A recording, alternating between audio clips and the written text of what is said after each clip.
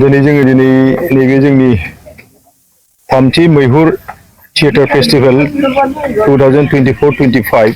International लेभेलनि जि theatre festival जागोन बे फेस्टिभेलनि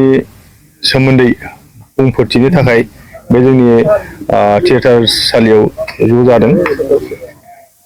बेनि गेजेरजों आङो जोंनि थुनफावथाय नायनानै मोजां मोनग्रा गासैबो जोंनि बड'लेण्ड हालाम आरो आसाम नाङै गासैबो थुनफावथाय नायनानै मोजां मोनग्रा रायजो राजा नोंथांमोनखौ गोसो गोरबोनिफ्राय साबायखर बावदों आरो बयखौबो जोंनि बे हाबाफारियाव लैहोर लैहोर फैनानै जोंनो हेफाजाब होनो थाखाय गिबियावनो खावलायखाग्रोबाय। जोङो गुबुन गुबुन बोसोरनि थामहिनबा सिगाङाव जालांनाय 2 बोसोरनि बादिनो देग्लायबो थामथि मैहुर थुनफावथाय फोरबो एबा हादरारि गेजेरनि बे हाबाफारिखौ जोङो 2024-25नि थांखि लानानै 21 नभेम्बर बे 21 नभेम्बरनिफ्राय 24 नभेम्बरसिम खुंफुंनो थाखाय आखायाव लादों आरो बे हाबाफारियाव जोङो बुहुमनि होननानै जों बुंनो हायो इटालिनि इंलेन्डनि बिथांमोना जोंजों बे हाबाफारियाव बाहागो लाफैगोन। जोङो जोंनि बे हाबाफारिखौ जोङो इटालिनि मोनसे नायजाबजों जोङो बेखेवनो आखायाव लादों आरो बे हाबाफारियावनो जोंहा मोनसे जोंनि थुनफावथायनि सांग्रांथिखौ लाबोनो थाखाय आरो थुनफावथायनि गोनांथिखौ जोंनि सुबुं माहारिनि गेजेराव फोरमायनो थाखाय जोङो मोनसे गोदान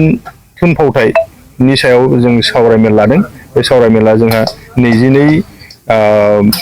नभेम्बराव जागोन। गतिके बे हाबाफारियाव जोङो बयखौबो लैहोर लैहोर फैनानै जोंनि बे हाबाफारिखौ जाफुंसार होफैनो थाखाय आङो आरोबाव खनसे लोरगि थियेटार ग्रुपनि आफादगिरि जानानै आं बयखौबो गोसो गोरबोजों खावलायहरबाय।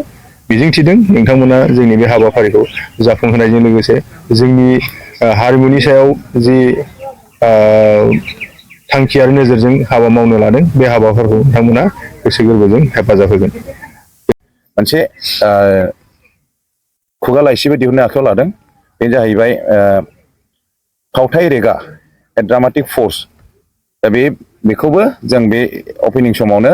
बेखेवनो हाबाफारि लादों आरो बेखौ बेखेवगोन जोंनि बर' थुनलाइ आफादनि मानगोनां आफादगिरि डक्टर सुरत नार्जारि बिथाङा। दा बे बेखेवनाय हाबाफारि आरो बेखेवनाय हाबाफारिनि उनाव जोंनि फावथाय जाखांनानै नैथि फावथाया जागोन जोंनि लोरगि थियेटार ग्रुपनिफ्राय सन्जिब कुमार ब्रह्म आरो पबित्र मुसाहारिनि बिथोन होनायाव आरो बे फावथाया जोङो बेस खालामनो लानाय जादों मधुराम बर' सारनि लिरनाय जावलिया देवान। बे जावलिया देवान फावथायखौ नोंथांमोना नुनो मोनगोन बड'फा कालचार कमप्लेक्सनि अपेन एयार थियेटाराव मोनाबिलिनि 6 रिंगायाव बर' रावजों जागोन। आरो नैथि सानखालि जोंहा फुंनि हाबाफारियाव दङ 10 रिंगानिफ्राय मोनसे सावरायमेल सेमिनार दङ जायखौ टपिकआ जाहैबाय जोंनिया बे सेमिनारनिया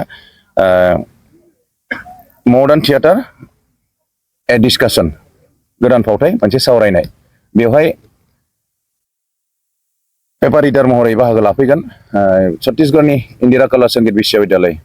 इन्दिरा कला इउनिभारसिटिनि मानगोनां फक डिपार्टमेन्टनि डिन आरो drama डिपार्टमेन्टनि head of the department doctor Yogendra Choubey जाय बिथांनिफ्राय जोङो ड्रामानि गियानखौ लाजेननो हादों। आंजों लोगोसे केशब मुसाहारि जयन्त नार्जारि बिथांमोना। दा बिथां सारा जोंनि बेवहाय पेपार रिडार हिसाबै बाहागो लाफैगोन आरो लोगोसे पेपार रिडार हिसाबै बाहागो लाबावगोन इटालिनि जाय बिथाङा फावथाय दिन्थिफैगोन बिथां सटुवे नङा रिकार्डो रास्टो इटालिनि बिथाङा बाहागो लागोन। लोगोसे जोंना आरो सासे बावखुंग्रा सुबुं महरै बाहागो लाबावगोन जोंहा डक्टर रुस्तम ब्रह्म सार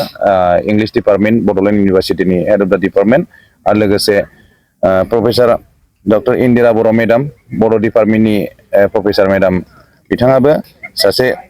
पेपार रिडार महरै बाहागो लागोन। लोगोसे बाहागो लागिरि महरै जोंनि गेजेराव बाहागो लाफैगोन बेवहाय doctor Phaguna Baramahalia assistant professor department of Bodo' Guwahati university आरो लोगोसे doctor Laisri Mahilary assistant professor department of Bodoland university आरो लोगोसे केशब मुसाहारि फाउन्डार गायसनगिरि लोरगि थियेटार ग्रुपनि आरो लेङाइ आफादगिरि लोरगि थियेटार ग्रुपनि मानगोनां केशब मुसाहारि आरो लोगोसे NSD एलुमनि जाय बिथाङा NSD पास आउट जानाय बर'नि गेजेराव दासिम सासेल' बिथाङा जाबाय जयन्त नार्जारी बिथाङाबो बाहागो लाफैगोन आरो लोगोसे जयन्त राभा सासेबाव NSD एलुमनि एक्टर आरो डिरेक्टर बिथाङा बे पेपार सेमिनाराव बाहागो लागिरि महरै बाहागो लागोन आरो बे सेमिनारखौ मानगोनां गाहाय आलासि महरै बाहागो लानानै बेखेवना होलांगोन जोंनि मानगोनां केबिनेट मिनिस्टार उरखावग्रा ब्रह्म सारा आसामनि केबिनेट मिनिस्टार सार लोगोसे बे सेमिनारखौ आफादगिरि मासिगिरि महरै सामलायगोन गार्लस कलेजनि क'क्राझार गार्लस कलेजनि मानगोनां गोरायुं डक्टर बेलासियाव 3:30 रिंगायाव जोंहा गायन बायनर बिलाइ माने एसामिस मोनसे फावथाय बे जागोन बेखौ एसामिस रावजों जागोन बियो आरो बे फावथायखौ बिथोन होदों जोंना जयन्त राभा आरो राकेश कुमार बेखौ दिन्थिगोन दा केनभास हरिसिङानि जोंनि उदालगुरिनि बिटिआर हालामनिफ्रायनो दा बेनिफ्राय लोगोसे मोनाबिलियाव 5 रिंगायाव साउथ इण्डियानि मोनसे बेंगालुरुनि मोनसे फावथाय माटिया कान्नाडा रावनि मोनसे फावथाय बेखौ दिन्थिनाय जागोन बेखौ बिथोन होदों अरुण लाल आरो बिथांमोननि फावथाय हान्जानि मुङा जाहैबाय अस्तित्व आर बेंगालुरु कर्नाटका बेनिफ्राय 3थि सानाव पपकर्न ब्रेक होननाय मोनसे सल' फावथाय इटालिनिफ्राय दिन्थिगोन बे जाबाय राव गैया बियो नन भार्बेल उन्दैफोरनि रिलेटेड बांसिन बियो रिकार्डो रास्टो बिथांनो जाहैबाय जाय डिरेक्टर गावनो रल खालायगोन बे जागोन अडिट'रियाम हल सिङाव जागोन बियो बड'फा कालचार कमप्लेक्सनि अडिट'रियाम हलाव आरो मोनसेया जाहैबाय मोनाबिलियाव hakim.com कमेडि मोनसे फावथाय दिल्लीनिफ्राय हिन्दी रावजों जागोन बियो फाहाद खाननि बिथोन होनायाव आरो लिरदों बेखौ आकबर कादरी बेनिफ्राय अन्तराल थियेटार ग्रुपआ बेखौ दिन्थिगोन दिल्लीनिफ्राय बेयो जाहैगोन अपेन एयार थियेटार बड'फा कालचार कमप्लेक्सनि आरो जोबथा सानखालि सिसा मुंनि मोनसे सल' फावथाय बे जाहैगोन लेटिन आमेरिकानिफ्राय नन भार्बेल बेबो आपा एन्जेल'नि बिथाङा दिन्थिगोन सासे हिन्जावसा आर्टिस्ट बिथाङा अमरीश तीर्थ फावथाय हान्जानिफ्राय बेयो जाहैगोन कालचारेल कमप्लेक्सनि अडिट'रियाम हल सिङाव आरो जोबथा हाबाफारियाव जोंना गोनां MLA बिथां सानजा क'क्राझारनि लरेन्स इस्लारि बिथाङा गाहाय आलासि महरै बाहागो लागोन जोबथा हाबाफारियाव थुंगेनाय हाबाफारियाव आरो बे थुंगेनाय फावथाय हिसाबै 5:30 रिंगायाव बे थुंगेनाय हाबाफारिया जागोन आरो 6 रिंगायाव जोंना फावथाय जागोन मोनसे जोबथा फावथाय आसामनिफ्राय बियो टेङा मर्टन गोखै मर्टन चक्लेट गोदोनि टेङा मर्टन एसामिस रावजों जागोन बियो बेखौ बिथोन होदों रुपज्योति महन्त रेप्लिका जरहाटनिफ्राय दा बे अपेन एयार थियेटाराव जागोन दा बेखिनियानो जोंनि देग्लायनि सानबैनि हाबाफारिया आरो बे सानबैनि हाबाफारिनि गेजेरजों जोङो गासै दाइन फावथायखौ दिन्थिनो नागिरदों बेहाय दा देग्लाय जोंहा बिटिआर हालामनिफ्राय जों सिगाङाव बिटिआर हालामनिफ्राय 3 फावथाय थायोमोन मानो होनोबा जोंहा 8निफ्राय बांसिन 10 फावथाय लादोंमोन आवगायाव 13 लादोंमोन जों बे हिसाबै जों बिटिआर ओनसोलाव जोङो सुबिदा होनांगौ हिसाबै जोङो 3 फावथाय लादोंमोन देग्लाय खम हिसाबै जों 2 लानाय जादों बेवहाय जोङो रावखौबो जोङो डाइरेक्ट एक्सुवेलि लिंहरनाय लाबोनाय जायाखै बेवहाय जोंहा मोनसे एसामिस फावथाय दङ जयन्त राभानि बेवहाय बिटिआर जोंनि बड'लेण्ड हालामनि खथायाव मोननाय जादों बिथाङा दा बे फेस्टिभेलनि थाखाय जोङो 18 थारिखआव लास्ट डेट होनानै थांनाय 18 अक्ट'बराव लास्ट डेट होनानै जोङो सार्कुलार होदोंमोन मोनसे एडभार्टाइजमेन्ट होनाय जादोंमोन बेवहाय गासै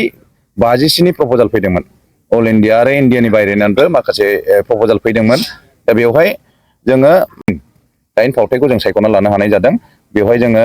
बेखायनो बयखौबो गासिबो फावथाया बिराद मोजां जोङो बे फावथायखौ नायफैजोबनो थाखाय बयखौबो खावलायहरदों मोननै समाव आरो बेहाय जों टिकेटनि बेसेन दोननाय जायाखै जाहाथे जों इयुनावबो मोजाङै दावगालांनो हायो जों 15 बोसोर लोरगि थियेटार ग्रुपनि हान्जानायाव जेरैबायदि रायजो राजाफ्रा जोंखौ सापर्ट होबोदों जेरैबायदि जोंखौ अनबोदों बेबायदिनो जाहाथे इयुनावबो जोंखौ बयबो सापर्ट होलाङो जों बेखौनो मिजिंथियो जाहाथे जों साबसिननिफ्राय साबसिन खामानि मावलांनो हायो बेखौनो जों खावलायनो सानदों गासिबो रायजो राजा नोंथांमोननिसिम दा जोंनि 13, 14, 11निफ्राय 11, 12, 13, 14 बे सानब्रैनि हाबाफारियाव जाहाथे बयबो फैनानै नायफैयो 21, 22, 23, 24 बे सानब्रैनि हाबाफारि आरो 21 खालि जे बेखेवनाय हाबाफारि बेयाव जाहाथे बयबो बाहागो लाफैयो आरो सेमिनाराव आरो लोगोसे स्टार्टिं खालि जाय फार्स्ट नाटक जाय जागोन इंलेन्डनि बिथाङा प्रफेसारा जोंनि ड्रामा जोबखांनायनि उनाव गावनि 1 घन्टासो स्टुडेन्टफोरजों इन्टारेक्सन खालामनो लादों मेथ्सनि सायावनो बिथाङा नाटक खालायगोन मेथ्सनि सायाव जाहाथे बिथाङा इन्टारेक्सन खालामनो होनदों आरो स्टुडेन्टफोरजों बेनिखायनो आङो कलेजफोरनि स्कुलफोरनि स्टुडेन्टफोरखौबो खावलायनो सानो टिचारफोरखौ खावलायनो सानो जाहाथे बाहागो लाफैयो बे हाबाफारियाव अक्सफर्ड इउनिभार्सिटिनि प्रफेसार मार्कास डु साउथवे बिथांजों इन्टारेक्सन जाहाथे खालामनो हायो बयबो फावथाय नायनायजों लोगोसे बेखौनो खावलायनानै दिनै जोंनि प्रेजेन्टेसन फोजोबनाय गोजोन्थों।